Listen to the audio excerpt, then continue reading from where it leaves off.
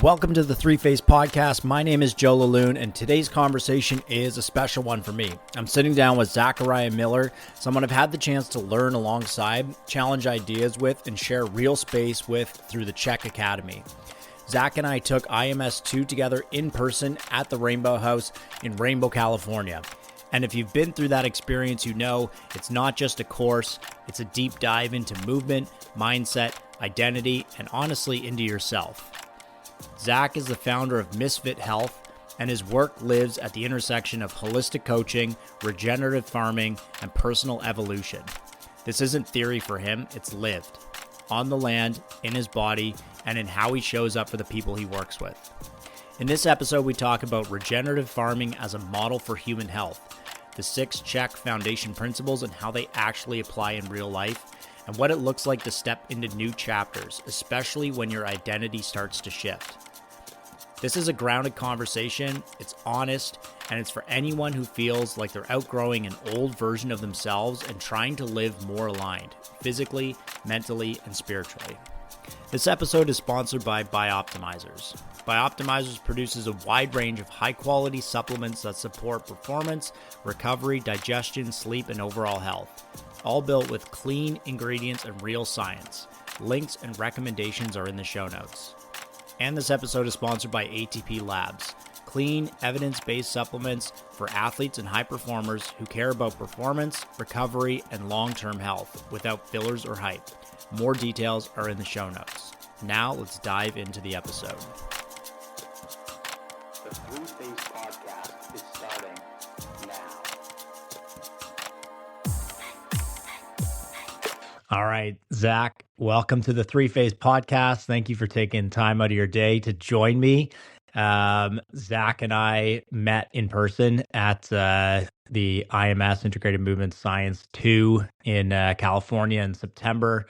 And yeah, it was great meeting you, and really felt like we had a connection there and lots of opportunity to pick each other's brains and chat and hang out. And I thought it would be great to get you on the podcast and talk to you about some of the stuff that you're doing in your life outside of those coaching opportunities, and just kind of tie it into all the things that we're trying to do in terms of impacting people's lives and health. And maybe just give us a little bit extra in your background and what you're currently doing. That will kind of give some insight for what we're going to talk about today.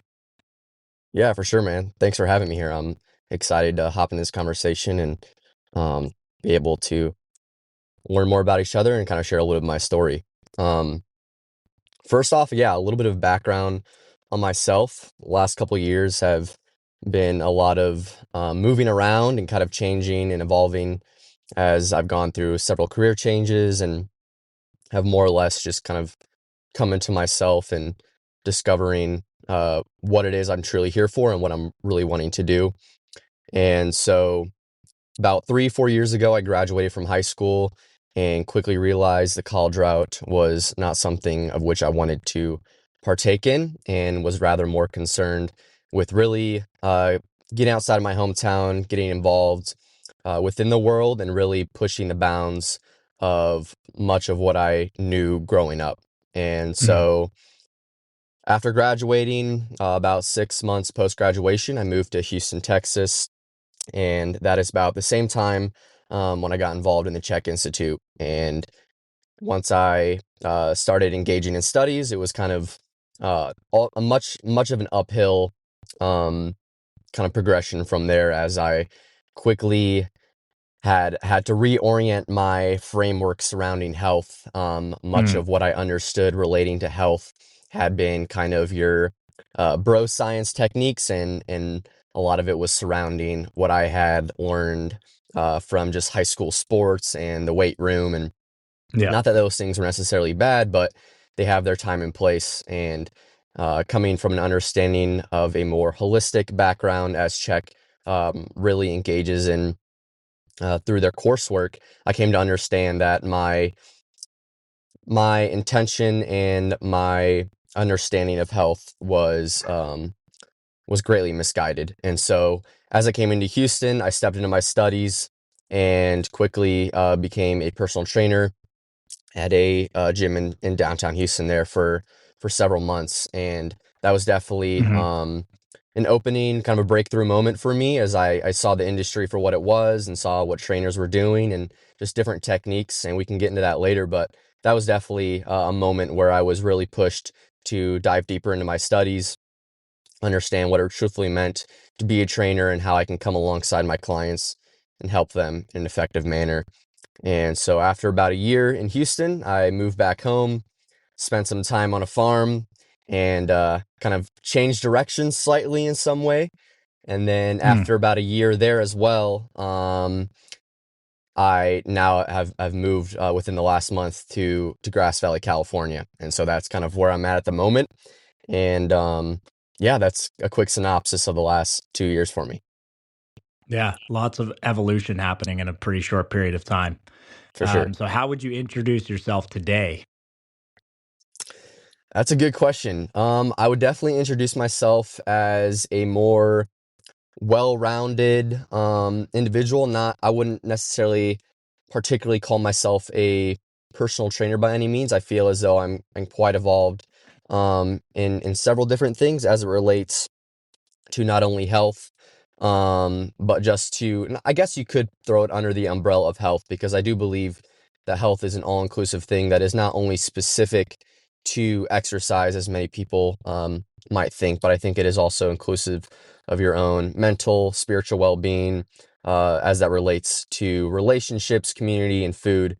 And so I guess maybe I'm more or less on the path of a life coach, more or less, coming alongside people and Mm. helping them really step into what it is they're wanting to become and really understanding who and what it is they're here to do on this earth. So, Yeah, I like wellness coach too because it kind of just ties in a bit more of that holistic approach to life rather than just, one singular approach to things. And was that a pretty big eye-opening thing when like I know it was for me when I started doing the Paul Chek stuff. I'd already been, training for 7 years at that point, and I was like, I'm got a good handle on some, training concepts and things like that. And then as I started to dive deeper into it, I was like, all right, there's this is like Pandora's box we're opening here. And it really just, I was sort of doing some of this stuff already, but I just find like Paul has such like a system that you can, use in an advantage of whatever, place someone is at, in their starting point. And it was eye opening for me. So I don't know, but mm, for you, like going from sort of like the, powerlifting gym background to getting exposed to some of that stuff, was that the shift for you? yeah, I think it definitely was a shift, largely in part. It was definitely interesting. I think being within the gym space and working alongside clients and being surrounded by numerous other trainers, some of which had gone down the physiotherapy route and who had done 7+ years of university, and to then Mm. still see them largely doing a lot of work with clients um, on machines, and there wasn't really necessarily any complex work being done or anything specific to the client, but it seemed to me, though, from the outside looking in, that many of the approaches that were taking place, even though there were large credentials behind some of these names for the trainers themselves, it wasn't as if there was anything particularly being differentiated between a, say, new trainer who had just completed their 6-month NASM certification and someone who had done a 7-year university study in physiotherapy, right? And I was seeing Mm. many of the same practices and approaches taking place within the gym, and it seemed as though the clients that I was witnessing they were working with weren't necessarily producing any conducive results. And so that, I Mm. guess that was kind of the initial, in some ways, an initial breakthrough for me as to seeing that much of the Czech principles of which I was studying seemed to hold and carry more weight. And I feel as Mm. though when much of those practices furthermore transformed and had a lot of um, practical significance to my own life, I think that's when it also took an additional, and even more profound turn for me as well. Because when I saw the effects that it played within my own life, it became that much more real. Because I myself had gone down a route of traditional health practices and to know resolve had I seen sustainable results for them. And so I think those two things together, seeing trainers working with clients and my own transformational journey, played largely in part to my own kind of shift in orientation surrounding health and the Chek principles themselves. Yeah, I think that's a great point of it too, is that like as you're learning this stuff, the first like talk about doing this, Paul talks about doing this is like you got to do it for yourself first. Mm, Because not only do you get the belief in it that it's like it works, you've experienced it, but you're also getting the opportunity to practice it so that when you're working with other people and trying to get them to go through similar changes, you can speak really authentically to, I've been through this, I've made these changes, and this was the result that I saw. And it just hits more home when you're working with people than saying like, oh yes, so and so, this other client that I work with had these results. mm, If you can say from my own personal experience, I've changed the way that I eat food or approach nutrition or source my food from, and I had these profound changes. Then when you're talking to people and working with people, one on one, then they're more bought into it too, and it really has this sort of snowball down the hill yeah. um, process of getting people bought into what you're doing as well, and then you just live the practice. For sure. Yeah, I think that's a big point, buying in with the clients that you're working with, because I think so many times within the industry, not only in fitness specifically, but even within the umbrella of wellness, a lot of practitioners themselves aren't healthy. And so when clients are coming alongside, be it trainers or practitioners of within the health field, and they themselves aren't healthy, I definitely think there's a difficulty for the client and themselves to want to buy in, but there's also kind of a disconnection between the be it practitioner and client themselves as they go about the Hmm. transformational process. And I do think there is definitely an um, unspoken, like I said, disconnection that makes it difficult for, I think, the client to take an additional step further forward into their own process. Hmm. What were some fears and beliefs that you had to let go of when you started shifting your identity?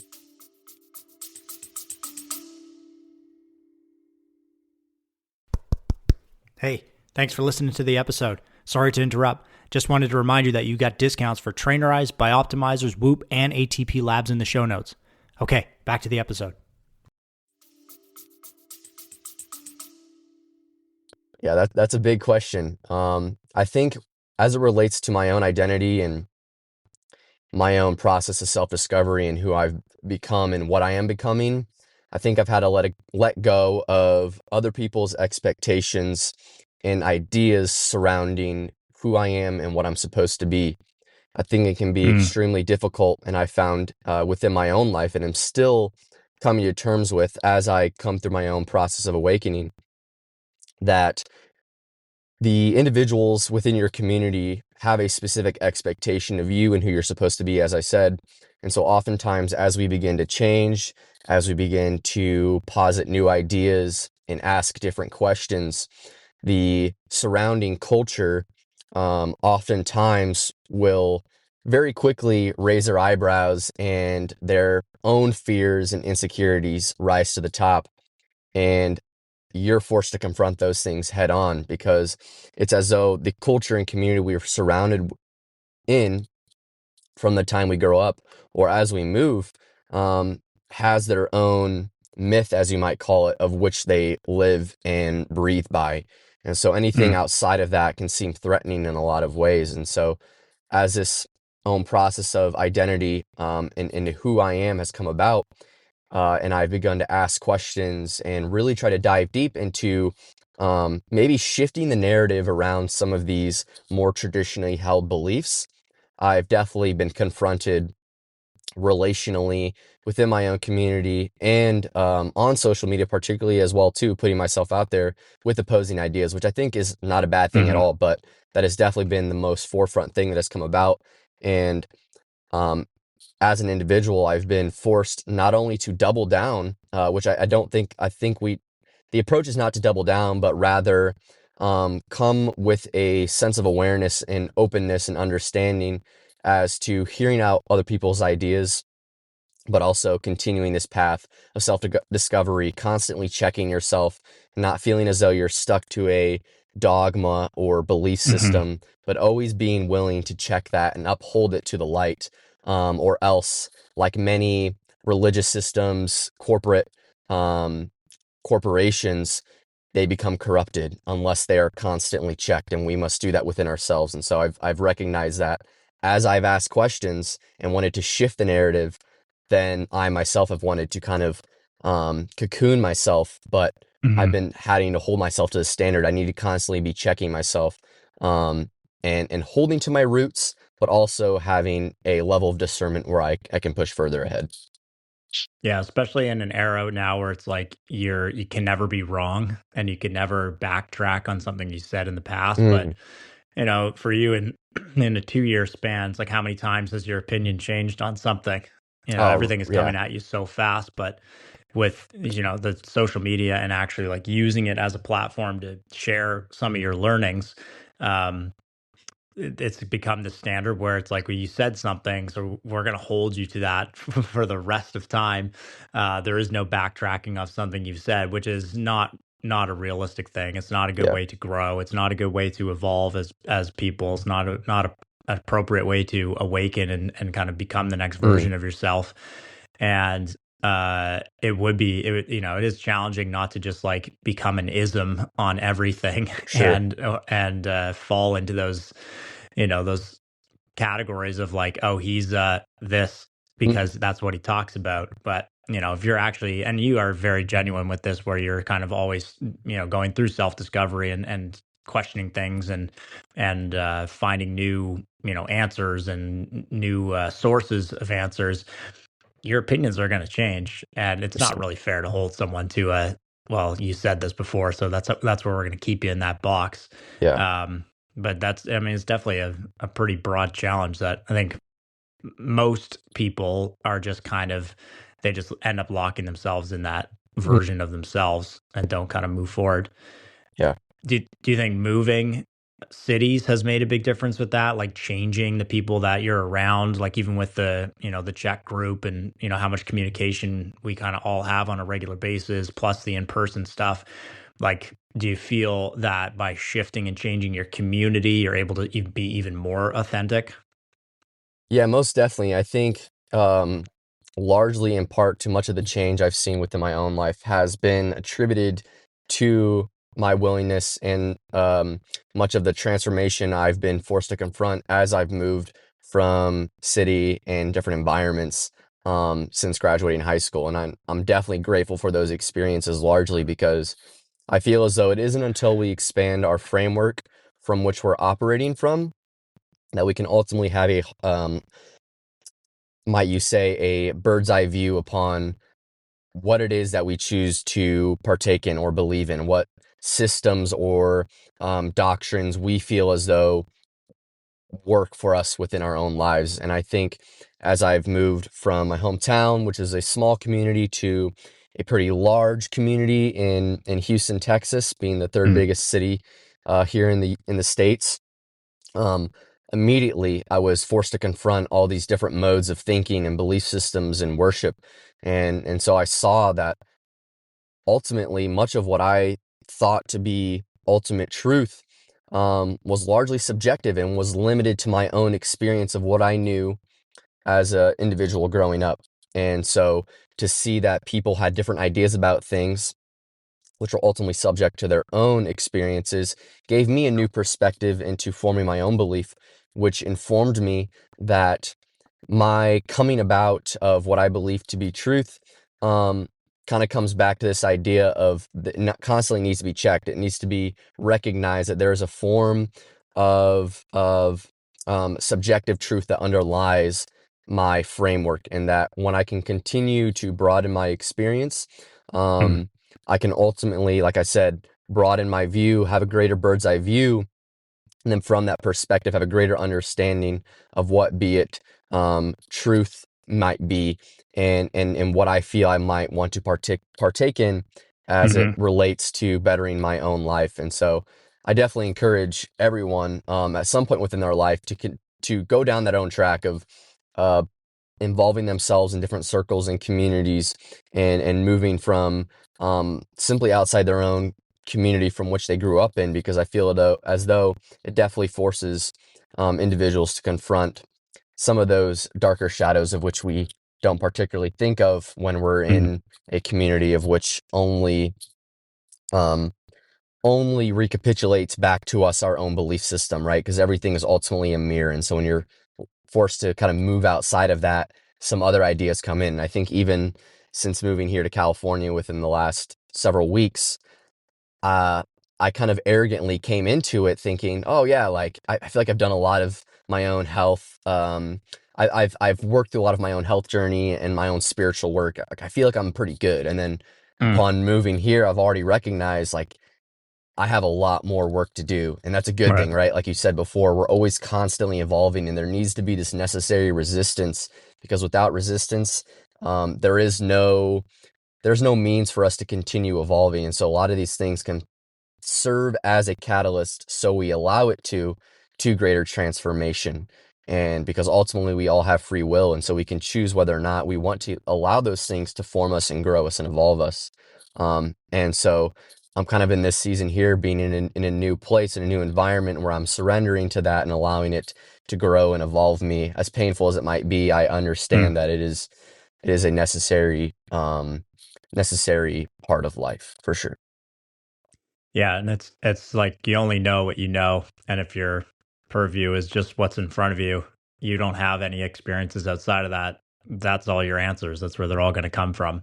Most definitely. Um, I think yeah, that's one thing that I've kind of recognized more and more, and I would say also been more open to, is what are the sources of information. So like looking more broadly, like looking to these names that you've heard your whole life, and like Rumi and Plato and Paul and Charles Poliquin and whoever. You can name 1,000 people, but just starting to broaden the scope of information outward, so that you can create your own version of what you want to choose as information based on the things that sort of resonate most with Mm, you.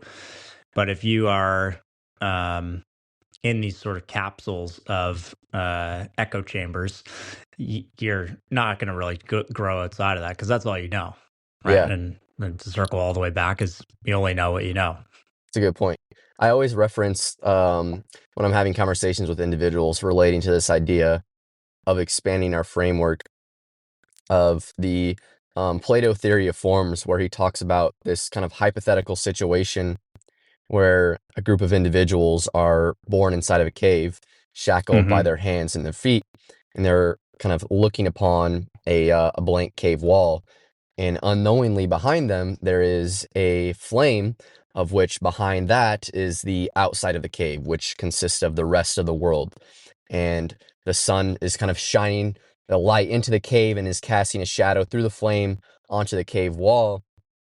And so the individuals that are living into the cave, shackled by the hands and feet, looking onto this wall, are seeing these shadows of figures walk behind them, be it humans or animals or whatever it might be, but they only know Hmm. those things for their forms, but they ultimately aren't able to comprehend the characteristics of those things, of the different magnitudes of what consists of a dog, for example, all the multiple breeds of a dog. They can only really see the form of that. And the same thing goes for a human, right? They only know the form of it, but they don't know there are different qualities of a human and different characteristics. And so I think that point touches exactly what we were just talking about as well, right? When we are only seeing one form of something for our entire lives, be it another example as love, right?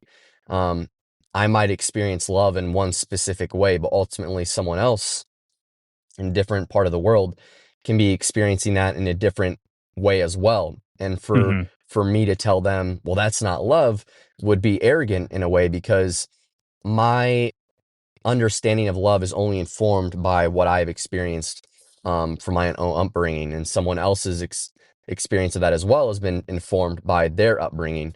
Hmm. And neither of those are wrong. They both have a sense of truth in a way.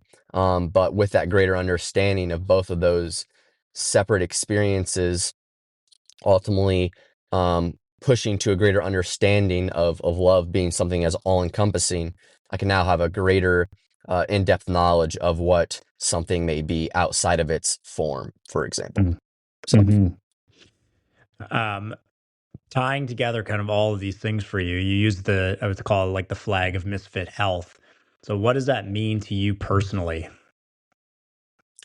yeah, I think Misfit Health largely is kind of a more or less countercultural way of approaching health. I think it's a way I like to frame it is it's the point of which an individual kind of embarks upon their own hero's journey in a way. Mm, Largely, I like to reference the quote by Joseph Campbell, who kind of posited this idea of the hero's journey being that it's the point in an individual's life where they enter the forest at the darkest point, where there is no clear path, where there is no clear way forward. And I think Misfit Health is all encompassing of that idea where an individual is invited to embark upon their own journey of self discovery that isn't surrounding the traditional norms per se, but rather is specific to them and their own journey, right? Like, mm, I can say that I can't necessarily say that there is one particular way in which one comes to their own understanding or um, their own version of themselves in full through this one specific path, but it is rather something of which is, like I said, highly individual to hmm themselves. And so Misfit Health invites people into uncovering more of that rebellious nature and diving deep into some of those cultural taboos, for example, um, that make us raise some questions and call to a higher standard of understanding what it might be that we are here hmm for. um, and so, yeah, in short, I guess that is kind of what Misfit Health is surrounded by, and it dives deep into aspects of agriculture, into spirituality, health, and mindset, and it's kind of an all-encompassing thing. But at its very core, it is the invitation into the hero's journey. Yeah, nice. I like it. So, talking about these sort of journeys and sort of chapters and books, how do you know when you're in the right chapter of your life? That's a good question. I think for myself, I can speak to knowing that I am in the right place or in the moment that I'm supposed to be in. Um, Given upon what I like to recall upon as being the intuitive feeling. I think when we are on the right path, um, doors begin to present themselves in ways that we don't necessarily particularly understand or we can't put words to.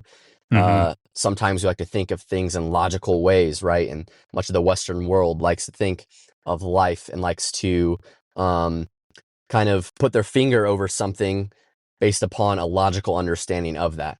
hmm But my approach and much of my own experience has been validated through kind of this mysterious knowing, right? This intuitive understanding that everything is working out for me. And I know that because of the opportunities that present themselves to me. I feel as though when I can place a clear direction or clear intention or dream for myself and what it is that I desire within a given season or for my life, and I go about pursuing that, the doors begin to open themselves, opportunities begin to reveal themselves in miraculous ways. I think even since hmm being here and through the multiple moves I've made throughout my life, I've stayed on the same journey in a way, right, as it relates to health, but the multiple facets of that have begun to reveal themselves, and relationships have begun to evolve. I've met people that I've never thought I would meet before, and opportunities began to present themselves I never thought would present mm themselves to me. And so I think through those experiences, and it's not as though they're all going to be good, but I think oftentimes in the grand scheme of things, after we um, are coming out of a season in particular, we can see that we've always been on the right path. And I think even though someone may feel as they're amidst a season where nothing is going right for them, I would argue that even within that, you are exactly where you're supposed to be, because those things serve as catalyst for you to move forward And Hmm. without the knowing or the understanding of or experience of some of those more negative feelings, as we might call them, we ultimately aren't then called to something greater. And it is because of those things that we are called to, or pushed, or given the free will to move out of that into something greater, or more conducive of our dream. And so I think we're always exactly where we're supposed to be. I don't think there's really ever a point where I'm not on the right path, Hmm. because ultimately it is a part of our journey that is going to push us into what it is we're wanting to create, so we allow it to. Yeah, I think I even remember when we were together in September, and you were kind of playing around with, where you wanted to end up in the next little bit. And you kind of were, I think, maybe working between sort of two different options. And you can correct me if I'm wrong, but I kind of remember you saying, like, I'm not sure which one I'm going to do. I'm just kind of gonna like stay open to it and see what happens. And Yeah, so since then, obviously, you've made this move. yeah, Um, so was there like a really clear, like, open door that you're like, oh, that's the one. I'm gonna go that way, and I'm gonna yeah, end up in that place. yeah. I actually love you asked that, because that really, I think, brings home this point. Um, yeah. So when we were with each other in September for IMS 2, yeah, as you just said, that was kind of something I had been playing around with in my mind. I had been wanting to move to California, or had been open to the idea for some time. And so, yeah, I guess my intention or my thought was that I'm open to receiving whatever opportunity might present itself. And I'm not necessarily stuck to one stringent idea of where I must be, but I am open and willing to whatever opportunities might arise. And so that's an example of kind of me having set a clear intention, or Hmm. dream per se, of what it is that I was seeking or desiring. And then in the following week after my time at IMS 2, I flew up to Sacramento and spent some time in Grass Valley with another friend of mine, of whom I'm also met through the Institute. And it was during my stay there that he had presented an opportunity for me to move in with him at his place in Grass Valley here for some really cheap rent, like a great opportunity. And so I was like, wow, like that's like really cool. Like I love the idea of that. I think it's something I'd really be interested in, especially given that, rent in California by no means is cheap. And so Hmm. having the opportunity to step into something like that, especially for some cheap rent, I was like, Hmm. that's definitely an open door, like something's being said there. And so Yeah. I kept that door open, and then I met some people during my week stay here in Grass Valley, and then I moved back home after my trip, and then I reached out to a friend I had met, asking about a potential job for some work to do here in Grass Valley. And he got back to me 2 days later and was like, "Hey man, got you a job's all lined up. Like, just let me know when you're moving here, and it's all good." And Nah. so in the matter of 1 week, like I had a house lined up for cheap rent, had a job lined up, and I was like, I don't think there's any other door that can make itself seem more Yeah. obvious as to what direction I should go in here. And so that was, yeah, definitely a moment of me really seeing in the grand scheme of things, the clear direction that I was supposed to take. And that was Hmm. kind of a sign like, hey, you're on the right path here. Jump into this. This is an opportunity you should take. Yeah, on the path with a lot of green lights popping up all at the same time. Yeah, most That's definitely. that's usually good confirmation. Yeah. I want to kind of tie this into the check principles because we've spent lots of time talking about this. But do you feel like the application of the check principles, like, this is a great example of that, and I'll let you kind of go into, especially, the first four. Um, that knowing what your sort of one love is and what your purpose is, that, and setting an intention for what you want to do, it becomes a lot more obvious when the road in front of you has got green lights on it, that that's the one you should be turning on. Because, I'll let you go into it more, but if you don't really know what your purpose is or what your true love is, it's hard to pick which road to drive down. But if it's clear, then it becomes a Mm, bit more obvious. yeah. Yeah, it's a good point. I think a good place to start for individuals finding themselves within that kind of place, because I think even early on in my journey, I myself felt very much a part of that, right? Like I knew I was interested in health and but I didn't know what exactly that looked like, how that was going to kind of play itself out or pan itself out. And I think for individuals finding themselves in that place of not fully understanding what their career path or their North Star um, may be, I think it's always great to start from a place of what is it exactly that um, lights up your heart or lights up your mind, or when you're in a conversation, someone starts talking about something, what is it that you can really get excited about? Mm-hmm. And oftentimes I think too, like if we retreat and bring ourselves back to a moment in our childhood, like what was it that we did as children that we really enjoyed doing? Like what is it that we involved ourselves in that really excited us, whether it be um, woodworking or drawing or working in the garden. Like I think those are good initial places to start. And for me, Mm. that was health. I really love food. I love baking. I love cooking. I was fascinated with working out. And so I knew that was kind of an initial place for me to start. And like I said, I didn't know what the clear path for that looked like. But as I began kind of teetering around with some of those things that piqued my interest, um, through that journey, the doors began to then unravel themselves naturally. And so then I began to step into different things that interested me. Mm. And so for a season, I was really involved in powerlifting. And so I stepped through that door and I began partaking in opportunities to compete.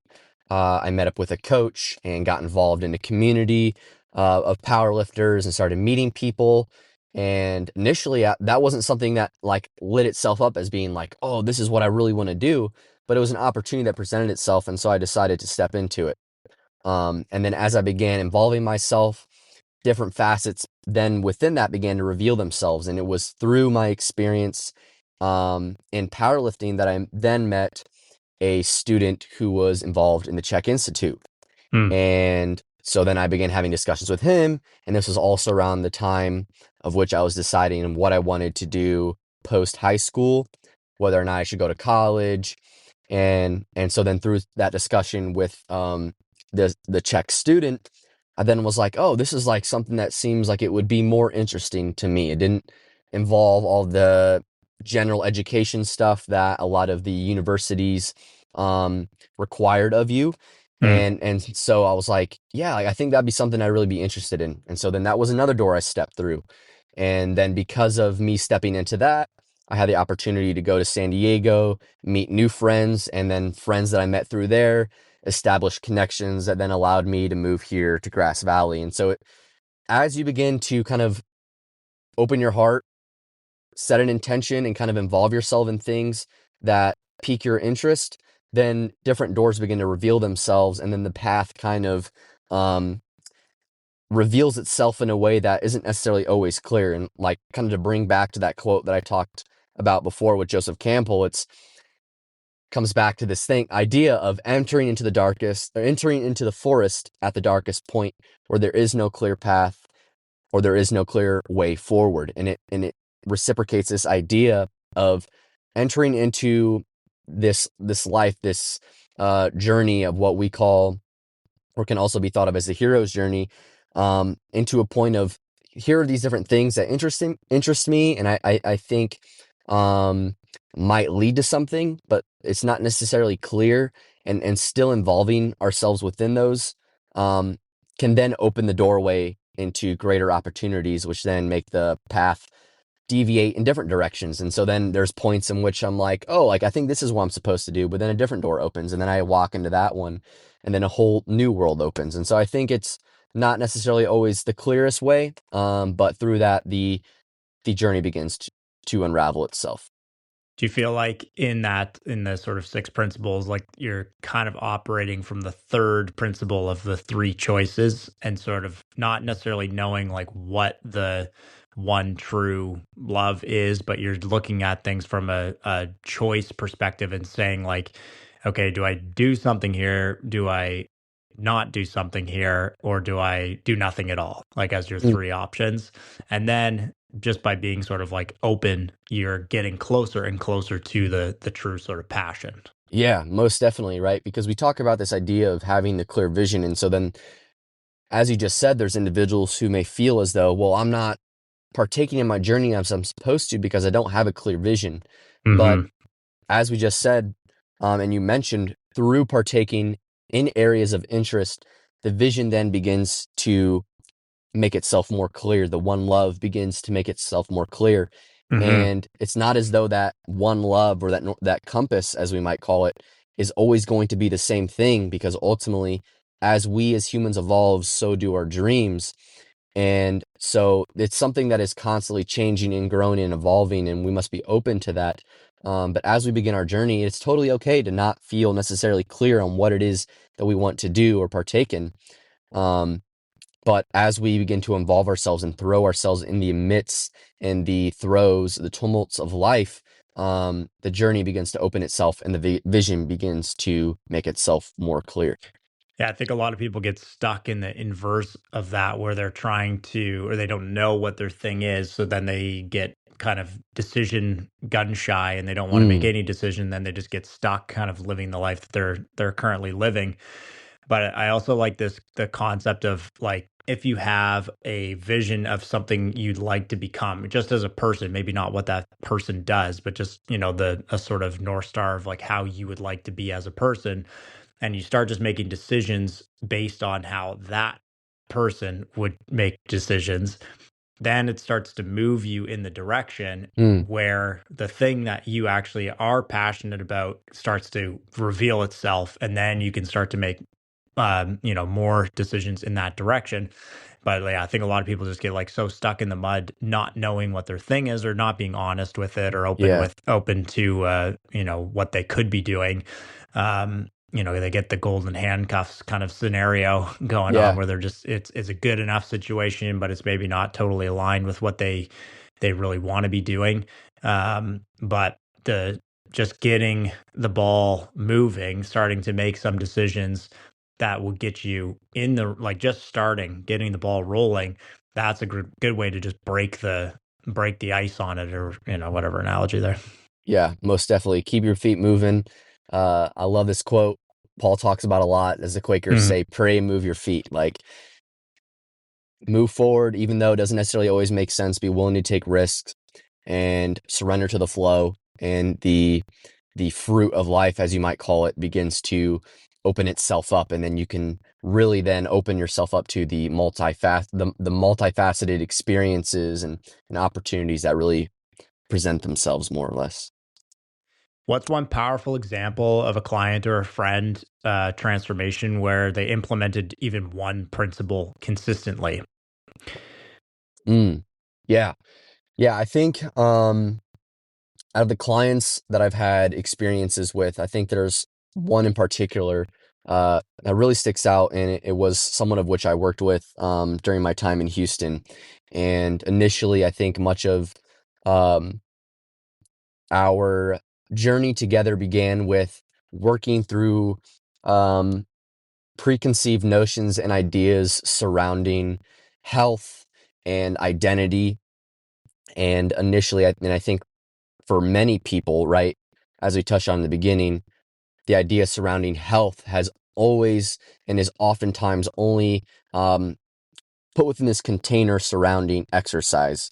Hmm. And so, in my experience working with this specific client, that was much of what was kind of being relayed to me was, um, I'm out of shape. I don't necessarily feel as though I am at the place I want to be within my life. He was climbing the corporate ladder, and was amidst um, the throes of a potential job opportunity. And so he was kind of coming to me out of the perspective of really just wanting to level up his life, get this promotion, and from that feel as though his life was going to improve. Based upon his external appearance and how he really felt. And I Hmm. think those can be good things initially stepping into our journey. Those aren't always necessarily bad by any means.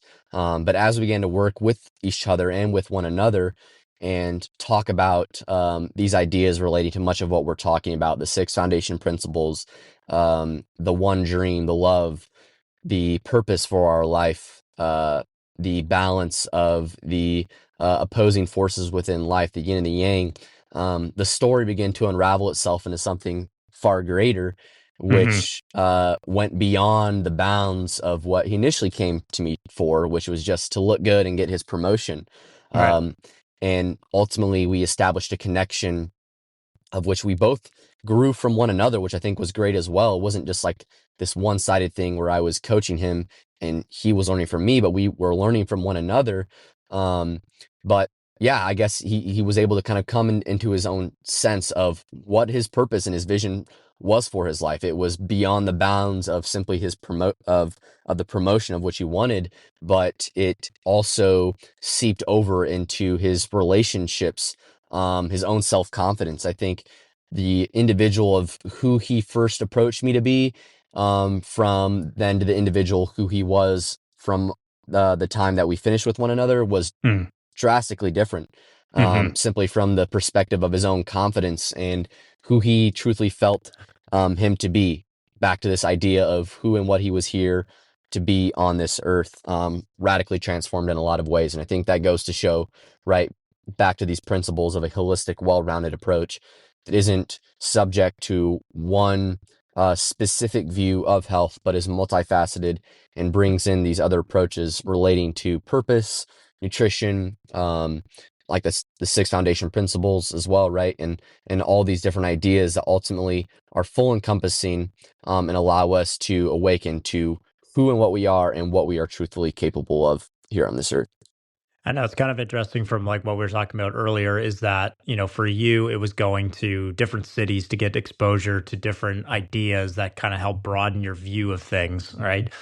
And I've experienced this too, especially since I started this stuff with Paul, is that you are kind of like, yeah, I mean, you as a coach are kind of doing that for the people that you're working with without them having to go to different places, right? You're basically like the flashlight on ideas that they've never thought of before, right? If they're thinking I got to get fit or I got to get healthy, the first stop is in the gym, and it's, Mm, they buy a gym membership, and they might show up for 4 or 5 days a week for 6 weeks, and then they don't really see results, and then they cancel their membership and they start the whole process over again. yep. But as a coach who's coming from a uh, broader perspective or more holistic perspective, like I've experienced this too, where I feel like I'm asking questions to them that they've never even thought could exist before. And like that idea of the flashlight of like, whoa, yeah, I never thought about that. I guess I should think about that. Like,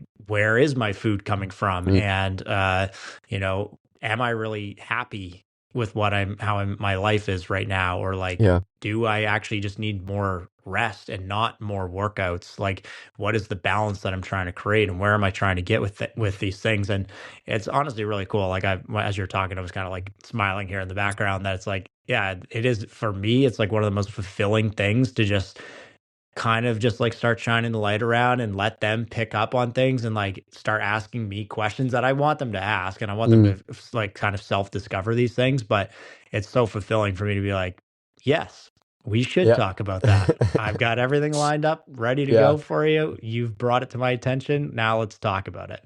Yeah.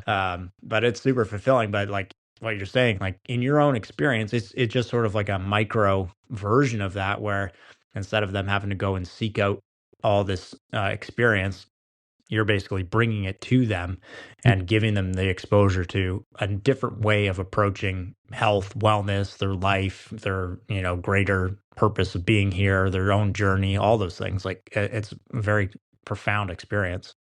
yeah. No, I definitely think, and it's especially rewarding for me as a practitioner as well, right? I think I grow through Hmm. so much through those experiences, and I think that's where much of what I feel the fruit of life comes from, right? Is through engaging in those relationships, where we are both growing from one another and we are learning and we are helping each other awaken to our fullest and greatest potential, right? Like, because ultimately that's what it comes down to. That's our purpose here, is just to create more love and experience love, and to grow and evolve and continue to do that and share those experiences with one another, and not to do those things selfishly, right? Or um to keep those experiences to ourselves, but to share that with the people around us. So we largely as a collective can continue to grow and evolve and create the world that we want to live in, right? Because I think so Hmm. many people, especially within the world today, right? Like you see it through media and you see it through news, it's this constant negativity that's been being poured down, and this division of this is who's right and this is who's wrong. But ultimately the goal should be to bring each other together as a collective and to grow Hmm. and create the world we want to, because thought is creative. And so if we continue to reciprocate these ideas of negativity forward, then that's exactly the world we produce. And we don't understand. It's like we talk about these things like the world is terrible. It's in a bad rut. Yeah, because you're saying that, right? Like you're reciprocating that idea, and that's exactly what you're seeing in the world, Hmm. right? And when we begin to reorient our thoughts towards those things and bring along other people with that, in that, through our own journey as well, um, we create more love in this world, and we make this world a much better place to live in for all beings. Hmm. I love that. So one thing I want to kind of like tie into this, because this is like another layer to what we're doing, and you've really got feet in the dirt, to be specific, is with the regenerative farming. And it Mm, is something that comes up in, Paul's talked about, but it's not necessarily something most people think about, even when they are trying to make healthier eating decisions.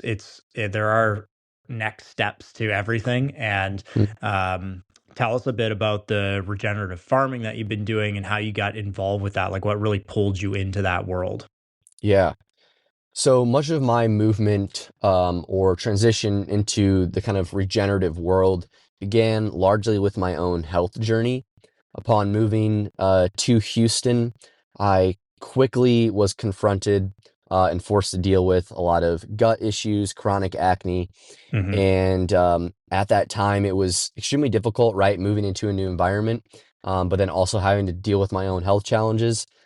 And but ultimately, as I said, right, that served as a catalyst into where I'm at right now, and so I'm grateful for that. But yeah, through that journey, I was forced and given the opportunity to do more research and really look into how can I heal my body.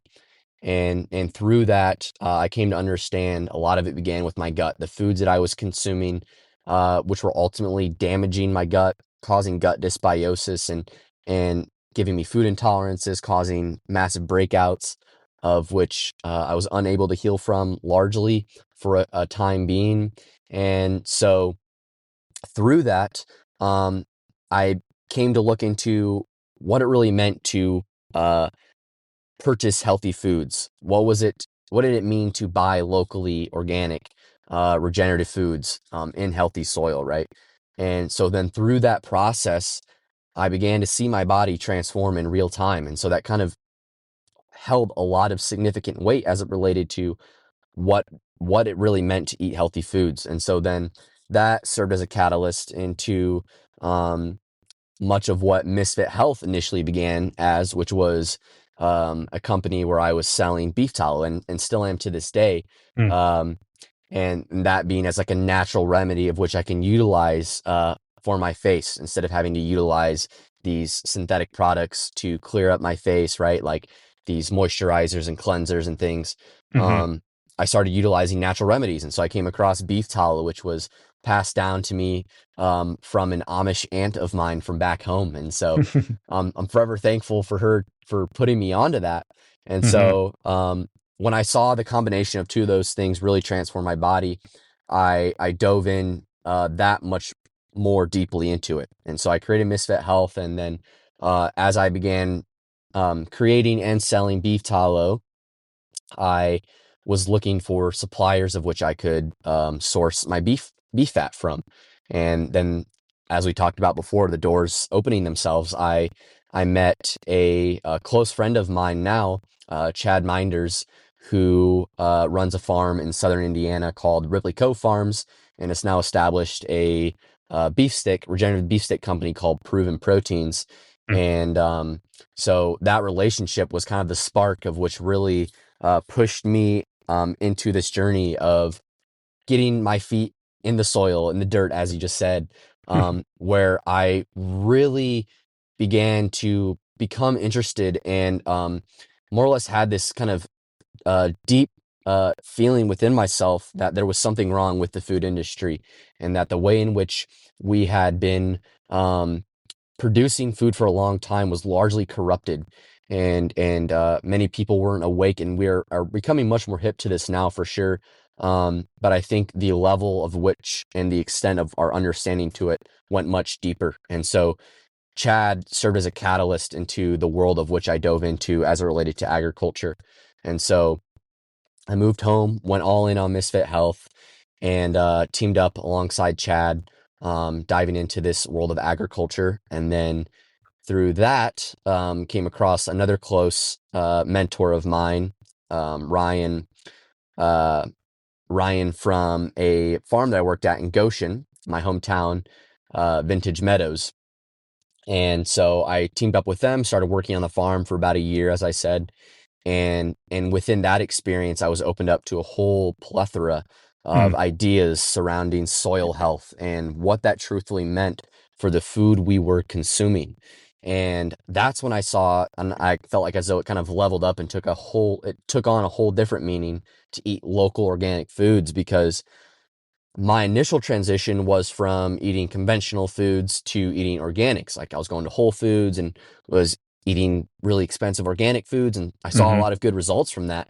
But then to take that even a step further, to eat locally sourced regenerative foods from the land that you grew up on, Mm-hmm. I saw that much more positive results in my own health journey, right? And so that like opened my eyes, like, wait, like you're telling me that there's a difference just between organic foods, like USDA organic, and something that's regenerative and local that doesn't necessarily have the USDA organic stamp on it. Like Mm-hmm. that's healthier. Um, and so as I like began to working with the animals and understanding how we can produce a conducive environment with the animals and the soil, and the insects and the surrounding fungi and organisms, and creating a symbiotic relationship that ultimately produces a healthier soil, healthier consumer product, healthier animal, being the cow, the pig, the sheep, the goat, that is then being consumed by me as a consumer, creates this kind of reciprocal relationship, or then ultimately, once I pass, I then decompose back into the soil for the organisms to feed off of, and then for that then to be a thriving environment for the grass to grow, which then is a diverse environment for then the cows and the animals to feed off of, right? So we are also participants in this system as well, right?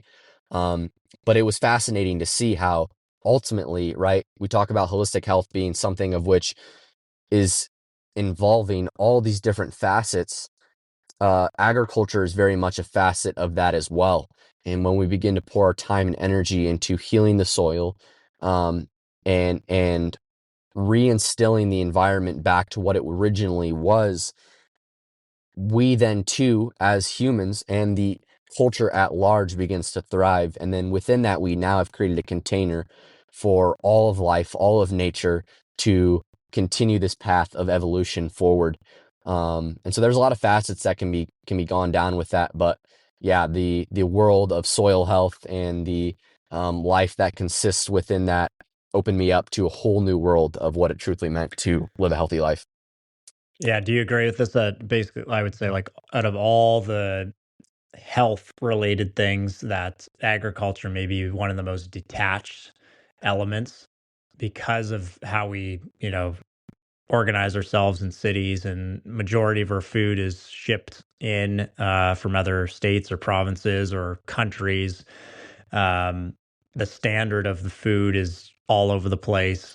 I think people, obviously, they want an easy way to know what is good or not so good for them, and having like a USDA organic stamp should be the standard of, yeah, this has been taken care of, in the best ways possible. Even that is, as you say, like, corrupted, where there are, I think they say there's only like three real organic certifications. The rest are sort of bought and paid for. But for the average consumer who has not been sort of awoken to, I need to do some deeper dives on what I'm eating and where it's coming from, they're just going to go based off of the stamp on the back of their butter or on their, Yeah. arugula or whatever they're buying. Um, and I think that's probably one of the biggest challenges. And maybe you could speak a little bit more to this too, where there's this sort of like debate or it's not, I don't know if it's a very strong debate, Mm, but that, organic foods are a scam and that people shouldn't bother buying organic foods. But I'll let you speak to this, but I don't think that it's necessarily that the best quality of these regenerative foods are a scam. It's that the corruption that happens between the highest quality of food in the environment that it's grown and what's available in your grocery store is not accurate. mm, yeah. Yeah, most definitely. And I think that's some of the unfortunate part of kind of where the health industry has evolved, right? Like there's definitely the interest of individuals wanting to be healthier. And as a result of that, corporations have begun to see that individuals are turning their voter dollars away from that of processed foods and orienting them now towards that of healthier foods, that of which doesn't include seed oils and processed ingredients. And so with that, good, right? With the positive resolve of individuals wanting to be healthier, corporations are then also as a result going to see that and now orient themselves towards trying to capture as much capital as possible. And so they're not going to stay in the same framework of which they were operating from, but now they're going to move into these health standards or these health industries, of which now are popping up everywhere. And Mm. we've seen that evolve radically within the last decade. And so it's not as necessarily though that all of these corporations which have moved are are consisting of these terrible people with ill intent. Hmm. But ultimately they're coming from their transition out of a place of moving towards where there is a market fit, right? What's going to make them the most money. And so Hmm. because of their some of their maybe miseducation or their intention not being necessarily aligned with that of a true coming from a true place of wanting to heal people, but rather making money, Hmm. the way in which they go about sourcing these quote unquote high quality ingredients is then also going to have a trickle down effect as well, right? And so um, as it relates to many of the organic labels and the foods we see in the grocery stores now, a lot of it is health washed or green washed, as we call it, Yeah. right? Where Hmm. the product labels or the packaging is all in green and they use fancy words like natural, or clean or cage free. And there's a lot of nuance around some of these words, right? Like cage free and free range. Some of these things initially a long time ago stood for what they meant, but now being Yeah. that there isn't a lot of oversight surrounding what these claims or words mean, Hmm. corporations have taken that to the full extent and have corrupted that, right? So you can be free Hmm. range, but people who might unknowingly walk into a grocery store and see free range, like, oh yeah, like chickens are outside, they're roaming, they're like it's a perfect environment, but that's not necessarily always the case, right? Like sometimes that might be true, but oftentimes, right, free range is only a certain perimeter outside of the barn of which they are existing within. That might just be 10 feet, for example, and And it it might be a very concrete slab. exactly, It's just exactly. outdoors outside of the barn. Exactly. Yeah. And so there has to be a level of discernment of which we are aware of when stepping into the grocery store. And the same thing goes to the USDA organic, right? That has changed and evolved as time has gone by. And it's not as though these things are worse off always as what it was before. I think it's definitely a step forward from what it used to be. And Hmm. so for that, I think consumers, even just simply making a conscious awareness of buying something with a USDA organic label as compared to that of something that doesn't have that label, I think, yeah, it could be said that you are making a better decision for sure. Hmm. You're moving Yeah. forward. You're moving the needle forward.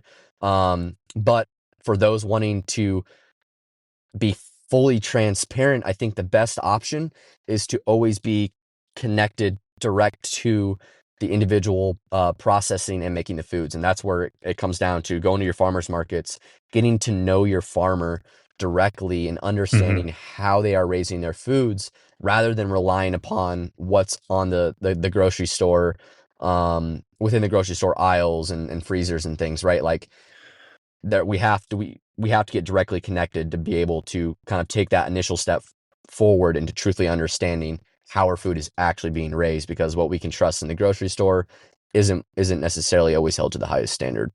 Yeah, if you can't get your feet in the dirt yourself, you can get some dirt on your palm shaking the hand of a farmer. Yeah, 100%. Shaking the hands of the farmer is the biggest thing. And I think the more that we direct our intention moving towards that, right, the market will open itself up and create opportunities for that. And I think there's always the people talk about, well, the food's so expensive, like I can't afford to do that. But even within that, right, there's nuance, right? Are you really saving out or saving quote unquote on food when it's coming at the expense of your own health, right? And Hmm. I think as we move the needle forward in consumers purchasing more of these foods, uh, as we look at basic economics and the law of supply and demand, these things will become more affordable and much more readily available for individuals to purchase at a price that isn't necessarily for those of who can only purchase high dollar foods. Yeah, I think there's a good, like a couple things of nuance that are good to point out too is that, to be certified as an organic farm, there are a lot of hoops to jump through and a lot of bills to pay. There's a lot of costs that go along with that. And for some, like a farm that's a regenerative farm, they're probably not racking in a bunch of money at the end of the year. Like they're getting by with it, but for them to then spend, whatever it is, $40,000 to be certified is not worth it to them just to have the stamp on the back of their label. Mm, Whereas like a corporation, like whoever it is, Kraft or Kellogg, like they can afford that all day long. But if we look at regenerative farming sort of as the gold standard, someone's really doing it well and they are ticking 10 out of 10 boxes, they could be certified, but they just don't want to spend the money on it versus a corporation that is a business and they want to mm, make as much money as possible. They may only tick 5 out of the 10 boxes, but they can also afford to pay for the certification. So yep. now they get the stamp with a lower grade versus like the regenerative farming that would be the real gold standard that just doesn't have that green stamp on the back of it. So it's good to Yeah. be aware that if you do find a farmer that you're going to work with, that the expectation isn't like, "Oh, I'm going to get this package from him that's in like butcher paper with a stamp on the back." It's like no, they're going to do provide the best quality of food that they can provide. It just is not going to have that sort of universal stamp on it. Yep. But ultimately, it's been cool to kind of do all the research into it and for you to like really be there to see, it's what do they say? It's like from rooting to roaming, you Mm, see how what you put in the ground is reciprocated by chickens and pigs and how the pigs, dig up the soil, the bugs and stuff that come into that. And then the cows that come along and eat the grass and all the bugs that are on that and they grow mm. healthy. And then, the food tastes different when you eat it as well, right? As like you're saying, you're part of that process. But what I was going to ask you is, what is like land, animals, and soil taught you that no classroom could? Yeah, this was definitely a hard lesson for me. And it's still something that I've been learning as I have continued to engage in my own process of growing food and gardening.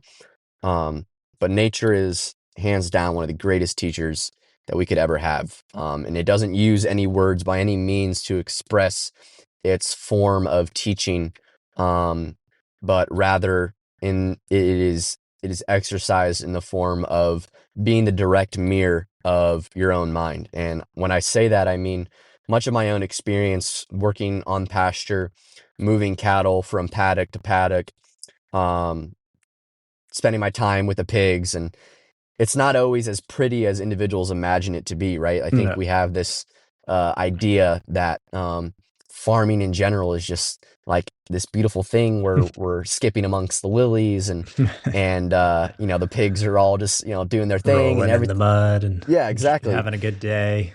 Yeah, and there definitely is that to an extent. But it is also important to note that a lot of what we're partaking in as we're working on the farm, right, It's difficult and it is hard work. Hmm. And if you are not present and you are not aware within yourself during those moments, a lot of things can go wrong. And I can't even count the amount of times on both my hands that I have shocked myself on electric wire. I've tripped, I fell, I've dropped buckets, I've left open big feed containers with a bunch of grain pouring out, uh, and Gate there's doors. gate doors open, animals getting out, and there's countless stories like that, right? And I'm reminded of it's and a lot of these times too, I've been working by myself, which has been good because it's really brought me into this awareness of how big the world is, right? And these animals are sacred beings and they're to be respected.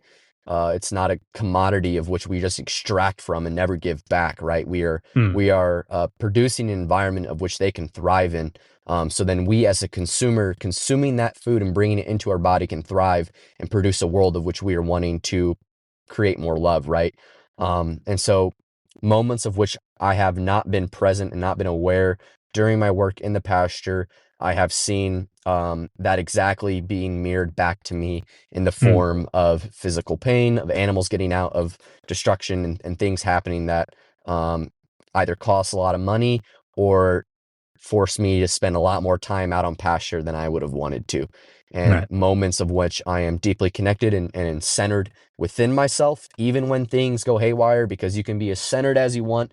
You can be the most blissed out yogi in the world, right? And things are still going to go south when you're out on the land, right? Like Mm, not it's not always going to be perfect, but you can control your reactions to those things, and as a result, you can produce a greater, more efficient end result as compared to that of something where you're out of your center, something goes bad, and then it just kind of becomes a spiral. And I noticed those things can become spirals if I allow them to be, but the more I hold my center, even when things go south, I can come back to myself and efficiently navigate my way through that. And that's been a great lesson, not only for the pasture itself, but within life in general. When the tumults of life and things go south, I can hold my center, remain focused, and do the job in an efficient way where I'm producing a good and effective end result. mm.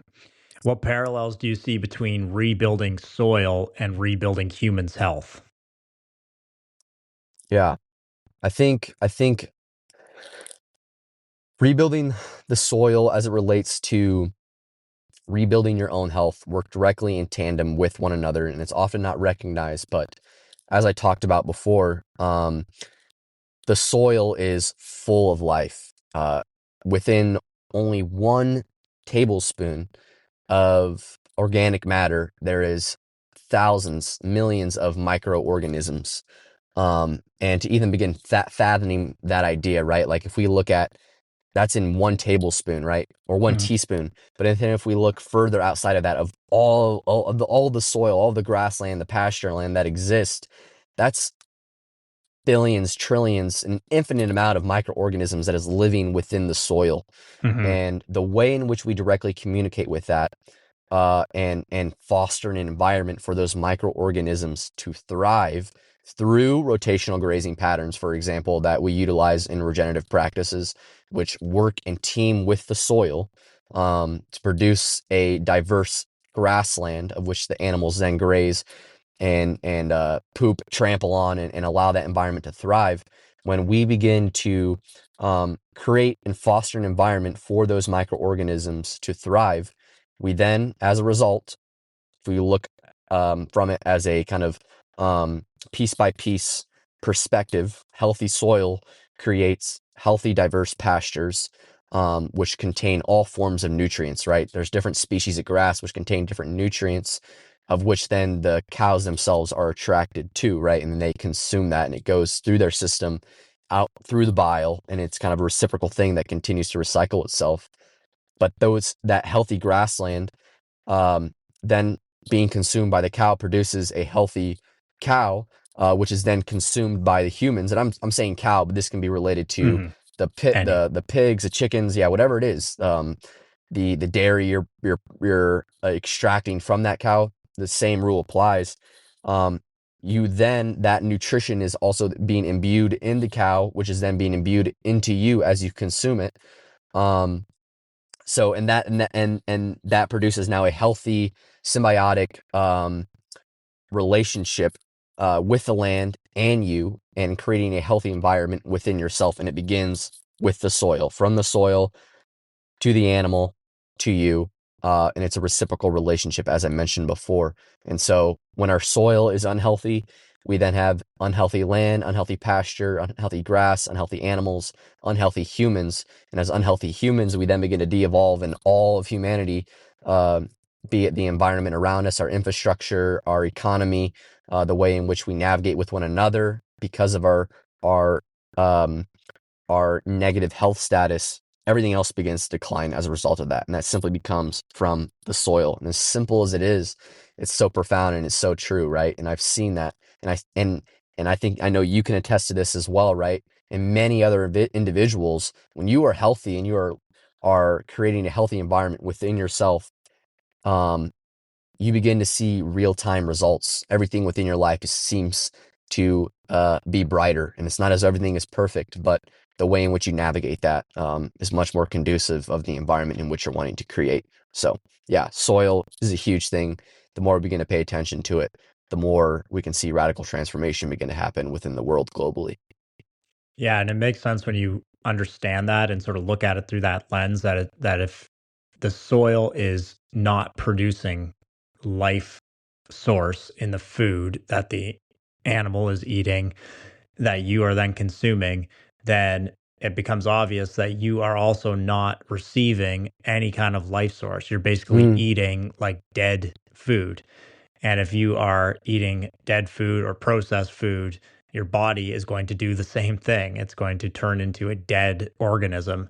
And yeah, like, I mean, your example of switching to foods and seeing like basically a light bulb turn on, like your energy came back, your mm, skin was healthier, your body was healthier, you have more life force in in yourself yeah. to do more and pursue more. And then all of a sudden you can start making better choices, and then you start eating even better food, and then you go to the next level of what's really in this, and then getting involved. Like the shift of switching to eating quality life force with your food, all of a sudden just basically rights the ship in the right direction, Yep. where now all of a sudden it's like, oh, now I actually have energy and mental capacity to make better decisions for myself. Because I'm Mm, making better decisions, I can find my true passion, I can leave the things that are draining on me, and I can start moving in the right direction. yep. And that's where I think, like, in the past I was the same way with coaching. Like I would go right to the, gym floor and start on there. Now with the like intakes and everything that I do, I want a better understanding of like what else is going on in your life, and food is maybe arguably the best place to start making that shift. Because if you don't have the energy to make better Mm, decisions, to choose to go to bed earlier, to have better energy in the morning, getting into the gym is basically just like clawing backwards on what we're trying to accomplish in the long run for someone as an individual.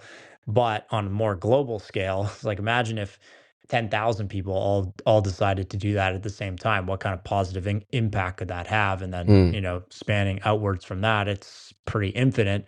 But as long as that is available to people. And so that's my next question is, why is regenerative farming the future, not just for food, but for people?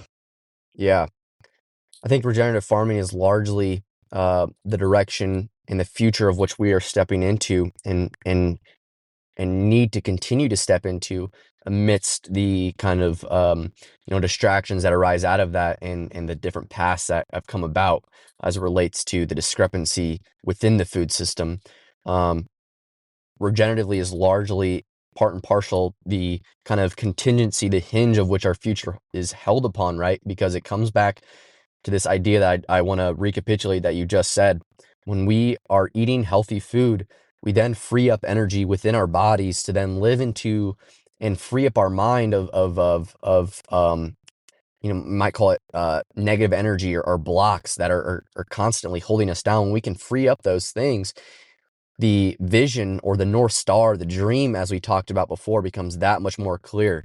Because otherwise, when we are not having a healthy environment that is contained within our body, we have to now overexert that energy as well, on top of trying to come to terms with who and what we really are. But when we can free up that energy through consuming healthy food, of which is produced regeneratively, we then as individuals have that free energy, as you said, to now make better choices, of which are more conducive of the world we want to create for ourselves, at not only the I level, but the we and all globally. Mm-hmm. And it begins with our land. It begins with reconnection to nature, because as humans, we are present and living in and through all things. We must team and live with life. Much of what is talked about in the future of what we are stepping into comes back to this idea of mythology, and ultimately the story that we are creating for our future. And much of the myth of what we have been operating from for so long hasn't been conducive of a world in which we want to live in. And we have these different ideas of what that looks like amongst varying groups and sects. But ultimately, our myth needs to come back to that of connection with the land, connection with the earth, because it is then through that we come to a greater awareness of who and what we really are. And I know I keep saying this term, who and what we really are, but that's what it comes back to. Because when we can understand that, we have that greater bird's eye view of which we can come about and operate life from. And so I think that is really what I want to, it comes back to is creating a myth of which we operate from as a culture that brings us back to reconnecting with the land, and producing a world, an environment of which is related to that. Mm. Share one moment on a farm that fundamentally shifted you. Yeah, there's a lots of moments to choose from, I think, as it relates to many of my experiences on the farm. Uh, I think my more profound experience was actually when the parting weeks before I had left and moved here to California, uh, which was one of my favorite kind of tasks throughout the day, was when I was given the opportunity to move the cows into a different paddock for out on the pasture, right? And it would take up to a couple hours a day, and as I got better at it, it would shorten up, obviously. But one of my more profound experiences was, I want to say, is maybe my last or second to last time actually being able to move the cattle. Um, I was moving the wires and transitioning the cattle into a new pasture, and over time, you kind of, um, people bat an eye at it, or it's like, oh, like you're too into it, dude. But like, I think you genuinely do. Like when you're out there on the land, you do develop a relationship, not only with the land but with the animals too as well. Especially when you're out there for hours at a time, whether it be fixing posts or water lines. Like when you're out with the animals, it's just you and them, right? And so you Mm. do build a connection with them. And one of the more profound experiences I had was on one of my last days, as I said, as I was moving the cattle, I had noticed that there was one specific cow that was just laying down in the pasture, like not moving, doing nothing. Mm. And so in the back of my mind, I was like, I had assumed he might have been, just like out for the count, like sleeping kind of thing. Because cows do that from time to time. They just lounge around. But usually as a collective, when I'm moving them, they all will transition as one at once, because they move in herds Mm. collectively as a group. They are very strong-willed and independent when they're on their own, but when they're as a collective, they kind of have this herd mentality. They move. And then I noticed as I was moving them, there was one particular cow which just stayed behind and wasn't moving. And so I came up to it and discovered that it had obviously passed. I don't know if it Mm. had caught something or what exactly had happened, but yeah, the animal had died and it wasn't breathing. And um, so I said a prayer for it, and I kind of was like, just paid my respects, because I felt that was important. And nothing spectacular by any means, but so I said a prayer and walked away. And as I was walking away, I looked behind myself, and the mass of 20 to 30 cattle all at one moment, like herded and like ran over from one end of the pasture over to the cow and surrounded the cow that I'd passed. Mm. And like in unison, and not all of them by any means, but like a great number of them like tipped their head down to the cow. Mm. And they were there for maybe like 3 or 4 minutes, and then they walked away, and then I Wow. closed the pasture and it was a thing. But I just thought it was so interesting, like after that moment, when that took place, and it kind of brought me back to this idea of like us as a collective, when we move together, the power that is contained within that, right? This awakening to who and what we truly are. But I thought it was just cool, like being in that moment. And I like to think, others might argue against it, but I like to think that it was kind of a moment of the animals themselves kind of paying their respect Yeah. to the spirit of the cow as it departed, and then they went about their way. But I think, some of those things of which we as humans often turn away from, being in our logical Western minds, I think the land, the animals of which we when we really pay attention and look at them, we do see that they're on a different level, and I think they have an understanding of some of those things that we aren't always necessarily attuned to. And so that took me back a little bit of like, wow, like that was a pretty cool That's moment cool. seeing That that is happen. cool. Yeah. They collectively all said bye. Yeah. Um, Beautiful. what are what are three things that someone could do today to start living more aligned? Mm. I think three specific things someone can practically partake in this very moment to align themselves um, with what they're wanting to become begins first and foremost with getting clear on exactly what it is they're wanting to create and live into, right? And we talked about this in the beginning, and that can vary to certain degrees. And it doesn't necessarily mean that I need to wake up every day and be like, okay, today's the day that I create my successful business, and Mm. I have my wife and kids, and it all needs to happen now, and today's the day to do that. But I think that when we can wake up each and every day, and each and every moment, and um, kind of create practical steps. And for me, what that looks like is every day, for the week, I'll do it for the week, I'll go for the month, and go for the year. And you can do it however you want to orient it, but I like to get clear on what is my intention for the day. And when I can get clear on that, much of my day will fall into that. And when we don't have a clear intention, oftentimes our day can kind of go about itself, Mm. and unravel itself in a way in which doesn't always necessarily make sense. So we can get frustrated because we wanted to orient our time towards doing something, maybe be specific to a business or a relationship, and we didn't get the time that we wanted to for that. And oftentimes that can be because we didn't set a clear intention for what exactly it is that we wanted to achieve for that day. And so in the morning, that's one of the first initial things I'll do as a part of my morning practice, is set three clear intentions, three must-have tasks that I must do, so that by the end of the day, I can say, I feel like I got 1% better. I step more closely into living toward my dream or intention. So I think that's one practical thing. I think another one is simply creating stillness for yourself. Uh, and that is specifically needing to be done first thing in the morning. Oftentimes, right, individuals wake up and feel as though if I want to create my dreams, I have to enforce my will upon that. And in doing so, I have to work tirelessly 40 plus hour days or weeks, 8 plus Mm. hour days in order to do that. And so we rush immediately into our work.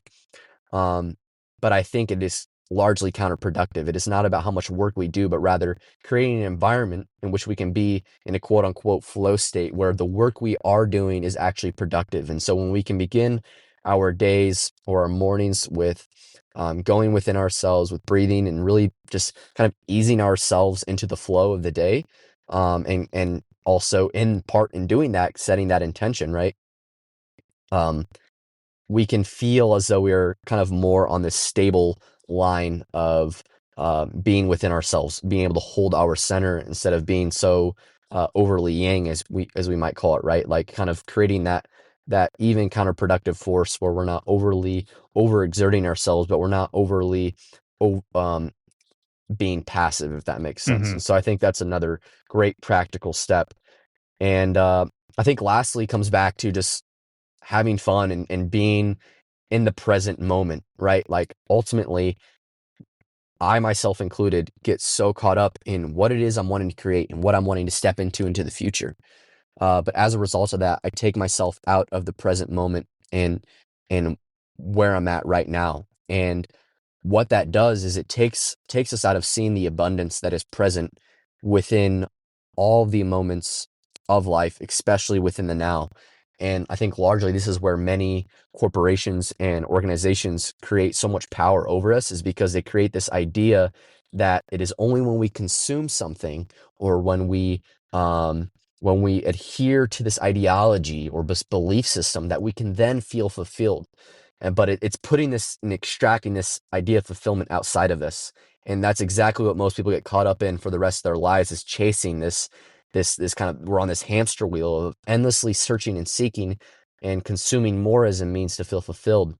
But I think when we can just learn to be in the present moment, have fun, enjoy what is right here within the moment, and see that the doors then begin presenting themselves that much more easily, because we see them for what they are in the moment rather than casting them upon something in the future. Um, we open ourselves up to, as I said before, the fruit of life that is contained within the very moment. We then see Mm. the abundance that is surrounding ourselves. We no longer have to think like, oh, I have to keep on working, and if only I could be in this situation, then I would have this amount of money. It's like, man, all the wealth of which you seek, or you feel as though is in the future, is already right here in the moment. There's no more work that needs to be done. There's nothing else you need to attain or strive towards, because everything of which you seek is already right here within you, in this very moment. So open Mm. yourself up to that. Um, so yeah, I would say those are my top two things for sure. Good. Love it. What is one misunderstood aspect of health you wish everyone knew? I think largely misunderstood aspect of health would go back to this idea of it being a singular system, of which is largely surrounding this idea of, if I only go and exercise and work out and look big externally, then I'm healthy. And I think by no Hmm. means, in my own experience, I have not found that to be true. And I know you could go around and talk to many other individuals. And if you even go to major bodybuilding gyms and you see people who are all jacked up and look amazing, have these dream physiques, they themselves aren't the happiest people in the world. And the same Hmm. thing is true for individuals who are of great wealth and who have amassed great wealth and status. They oftentimes aren't the happiest people as well either. And so that goes back to this idea of health, of wealth not being this singular system of which is specific only to one thing, being external appearance, but also relates to so many other facets of life, right? Including the experiences, the relationships, the community, our spiritual awareness, the food we eat. Those are also aspects of health as well, and it's not just specific to you having six pack abs. I know that's a huge thing among my generation specifically, and even growing up, that's one that was like the gold standard. Like if only I could do that, that would be the dream.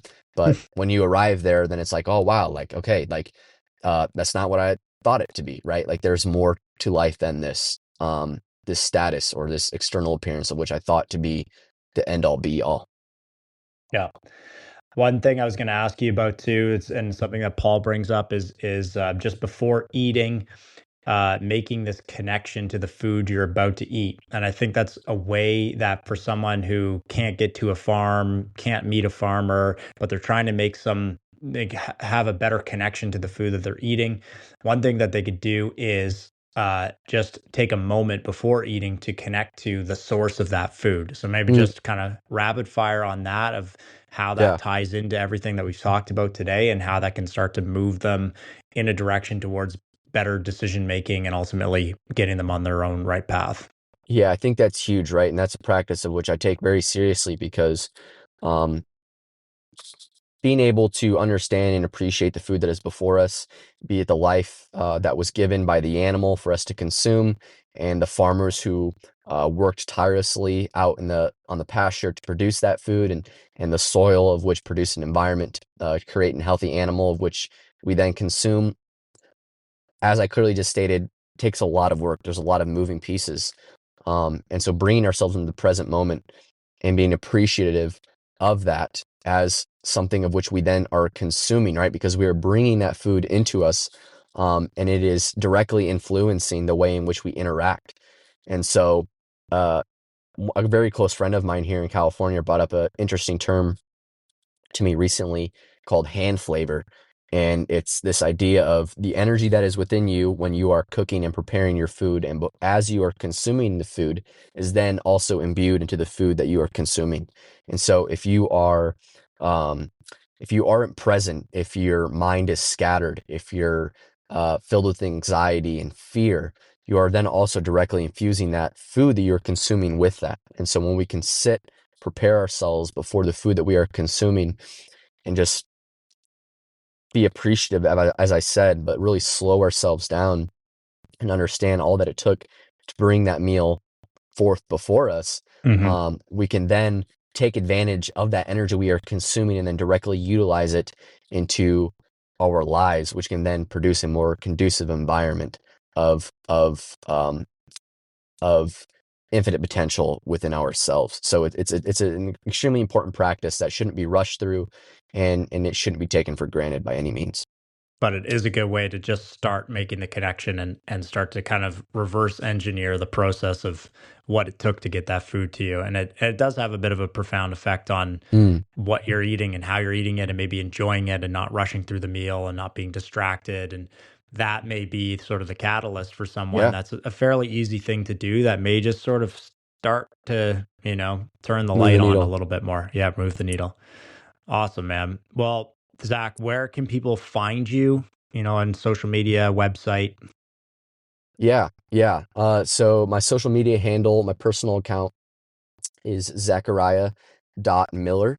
That is the primary account of which I do a lot of my interaction with followers and post a lot of the offers and things that am working on. And in this season, I'm very much in a season of creation. And so social media is my main presence at the moment on Instagram. But I also am utilizing a platform, another platform on Instagram, or another profile, I should say, under the tag of Misfit Health _, and that is on Instagram and TikTok as well, which I post content on there. And then my website is misfit-health.com, and that's currently where I'm offering my beef tallow, and that is going to be something that is expanding into more coaching offers and community resources and meetups, and is kind of something of which I'm definitely in the works of um, expanding upon right now. But those are the two platforms of which people can access and reach me through. Awesome. Well, Zach is a great follow. Always look great to see his homesteading projects and everything that he's doing. Educating the youth on farming and getting some more insight into what his day to day is like. So definitely a worthwhile follow. We'll put all those links in the show notes. So if anybody's interested, you can just scroll down and click on any of those to follow or check out his website, buy some beef tallow, whatever it may be. Zach, thanks once again for joining me on the Three Phase podcast, and we'll talk to you soon. Yes, sir. Much love, brother. Thanks for having me. One more thanks to Zach for coming on the podcast. I really appreciate the depth that you brought to the conversation and the way you live the work, not just talk about it. For everyone listening, if this episode resonated with you, I encourage you to sit with it for a bit. This wasn't about quick fixes, it was about principles, seasons of life, and what it actually means to regenerate rather than just survive. You can connect with Zach through Misfit Health and check out his work on Instagram and online. I'll have all those links in the show notes so that you can follow what he's building and learning from the land. If you enjoyed the episode, take a moment to subscribe, leave a review, or share it with someone who's navigating a new chapter themselves. That's how these conversations continue to reach the people who need them. As always, thanks for being here, thanks for listening, and remember, high performance isn't hype, it's habit. I'll see you on the next episode.